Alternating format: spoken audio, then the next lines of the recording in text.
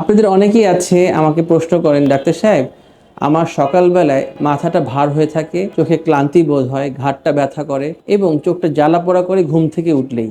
যাদের এই সমস্যাটা আছে তাদের জন্য এই ভিডিওটি খুব গুরুত্বপূর্ণ, কারণ ঘুমের কারণেও অনেক সময় চোখের সমস্যা হতে পারে।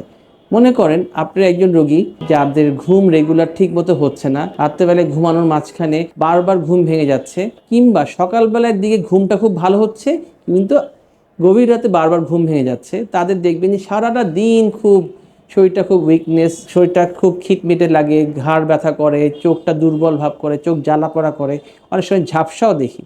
হ্যাঁ, এই কারণটা অন্যতম একটি কারণ হলো আপনার ঘুমের প্রভাব। আপনি যদি ঘুম ভালো মতো না হয় তাহলে এই সমস্যাটা হতে পারে। এখন ঘুম ভালো মতো হওয়ার জন্য কয়েকটা ছোট্ট উপায় বলতে পারি।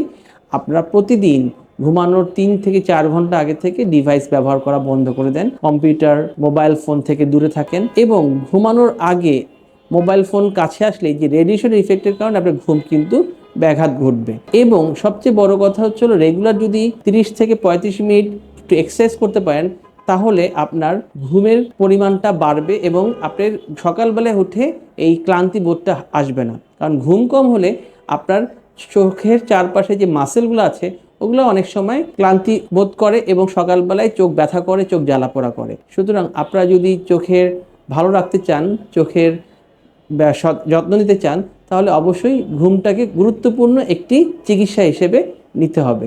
না হলে ঘুম ঠিক মতো না হলে আপনাকে সকালবেলায় ঘাড় ব্যথা, মাথা ব্যথা, চোখ ব্যথা এই সমস্যায় সম্মুখীন হতে হবে। ধন্যবাদ সবাইকে।